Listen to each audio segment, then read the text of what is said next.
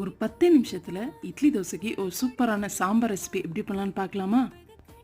First இது செய்கிறதுக்கு குக்கரில் ஒரு கப் அளவுக்கு பாசிப்பருப்பு எடுத்துக்கோங்க. ஃபுல் அண்ட் ஃபுல் நம்ம இன்றைக்கி பாசிப்பருப்பில் தான் செய்ய போகிறோம். நல்லா வாஷ் பண்ணிவிட்டு கொஞ்சமாக பூண்டு சேர்த்துக்கோங்க.